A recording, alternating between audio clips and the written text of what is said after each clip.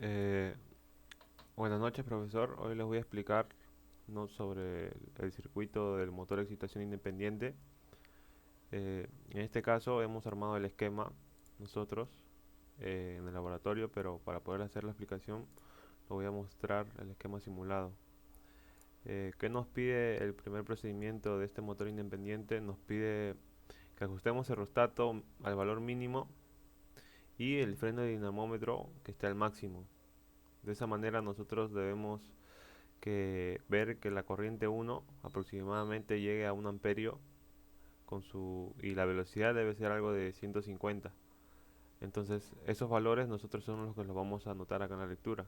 Entonces esto, como lo hacemos, nos pide de que el aerostato se encuentre el mínimo para así tener la máxima corriente posible, y que acá en lo que es el torque nosotros tenemos que llevarlo al máximo. En este caso suele ser siempre 3000. Acá nosotros lo subimos al máximo y vamos a poder hacer lo que es la primera experiencia realizada.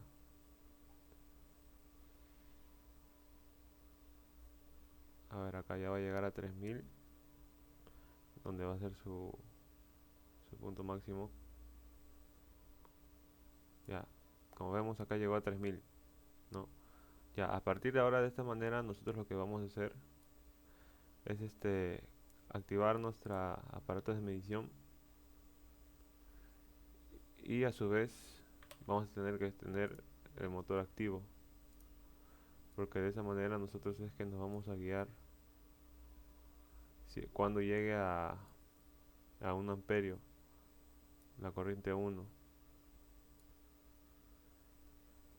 Ya, entonces lo que vamos a hacer nosotros es activar la fuente, y una vez está activado ponemos en marcha el dinamómetro y subimos la tensión hasta ver de que la corriente 1 llegue más o menos por un amperio, más o menos por aquí. Entonces, si nos damos cuenta, la velocidad es aquí en el virtual, viene a ser algo de exacta, ¿no? O sea, 150 o menor, porque eso es lo que se va poco a poco, con el tiempo va disminuyendo la corriente. Y entonces esos datos nosotros los apuntamos acá. En esta experiencia que nosotros hicimos fue que 32 voltios fue como que la tensión límite límite para que la corriente no llegue a más de un amperio, y el torque fue como que 0,200, ¿no? Después de eso hicimos cálculos para la corriente de arranque, para el cálculo de resistencia y para el torque de arranque. Y después nos pedía el otro procedimiento, el control de velocidad. ¿En qué consistía el control de velocidad? Consistía en que nosotros ya no teníamos que llevar el torque al máximo, para así de esa manera a que el motor pueda girar libremente. Teníamos que llevar el torque nosotros al mínimo. Tenía que estar el torque al mínimo posible, para que de esa manera el motor pueda girar libremente, ¿no? Ya no tener ninguna dificultad de freno. Entonces lo que nosotros hacemos es llevar el torque al mínimo. Vamos a llevar el torque al mínimo para esta experiencia, control de velocidad, para ver la velocidad en la que trabaja este motor y ver se comporta la corriente, cómo se comporta la tensión y cuáles son sus valores. Acá nosotros tenemos que llevar esto al mínimo.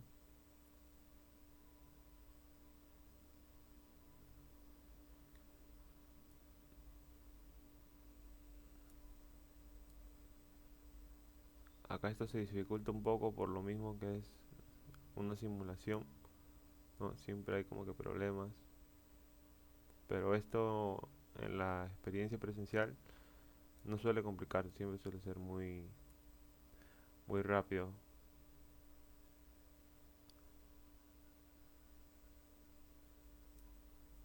Y lo importante de esto es entender siempre los fenómenos, ¿no? O sea, los valores que nos dan, ¿no? Entender cómo se comporta la corriente. Ya, una vez nosotros hayamos tenido acá el torque al mínimo, nos dice que debemos incrementar la tensión de armadura a 110 voltios, ¿no? Ya, entonces vamos a elevarlo a 110 voltios, esto. Lo encendemos, lo mismo que hicimos con los aparatos de medición. Lo encendemos y lo llevamos esto a 110 voltios más o menos. Esto sería algo de por acá. eh, Nos sale estos resultados. Entonces 3 amperios, la corriente I2 supera los 300, los 0,300 amperios, ¿no? Por lo mismo que puede ser algo de la misma simulación, ¿no? Porque en lo experimental mayormente no suele superar los 300 amperios, como acá dice que la corriente no suele superar los 300 amperios, pero como este es un control de velocidad, no creo que exista un problema al superar, ¿no? Los 300 amperios. Y acá nosotros hicimos los casos de 112 voltios, 140, ¿no? Cuando el rheostato de campo estaba en la posición central, o sea que cuando esto lo poníamos acá al centro, ¿no? Aumentábamos lo que era el rheostato y veíamos que ocurría un cambio, ¿no? Aumentaba la corriente. Acá por ejemplo aumentamos y vemos cómo aumenta la corriente. Después también nos pedía cuando el rheostato esté al campo máximo, o sea cuando el rheostato lo llevamos al punto máximo. Y de eso se trataba la experiencia, ¿no? Ver cómo se comportaba, sobre todo la corriente 1, corriente del campo, cómo se comportaba cuando subíamos las tensiones, cuando había una mayor velocidad, cuando el torque estaba al mínimo. De esa manera nosotros hemos hecho todos estos valores y hemos analizado el comportamiento, ¿no? También nos pedía cómo invertir el sentido de giro, que esto nosotros lo logramos a través de los terminales 1 y 2, que son los terminales de armadura. Los invertimos y vimos que los resultados no cambiaban mucho en los valores de tensión, solamente en las velocidades, que como eran sentido antihorario, las velocidades, los valores eran inversos. Acá en la evaluación de desempeño del motor nos pidió hacer una tabla en el cual nosotros teníamos que llevarlo a 120 voltios y el torque debía estar en mínimo. Y después de que el torque esté en mínimo teníamos que ir subiendo poco a poco el torque. O sea, nos pedía que nosotros llevemos esto al mínimo y que veamos cómo es el torque de arranque primero, porque no siempre empieza en cero, siempre cuando ya se le induce una tensión, es como que el torque siempre suele ya aparecer con un poquito más de 0,1, 0,2 por ahí. Acá vamos a ver, mira, lo prendemos, acá prendemos la fuente y lo subimos a 120, no, más o menos sería por acá, 120, 120, ya, por acá sería 120 y vamos a ver cómo el torque está en 0,1, ¿no? Ese es como que el torque de arranque, se podría decir, donde empieza el torque. Y así nosotros íbamos evaluando poco a poco mientras subíamos el torque, ¿no? Lo subíamos ahora el torque a 0, este está en 0,2, lo subíamos a 0,3 según lo que pedía la tabla, ¿no? Ir subiendo poco a poco, ¿no? Acá 0,3 y ver cuáles eran las tensiones, las corrientes que nos daban, ¿no? Y así poco a poco subiendo al 4, al 0,5, subiendo el torque para ver cómo es el comportamiento de las corrientes, de las velocidades, de la potencia mecánica, ¿no? Del torque medido y de la eficiencia. Y cómo era también el comportamiento de las corrientes. Acá como podemos ver, acá están las tablas de datos que nos salió, ¿no?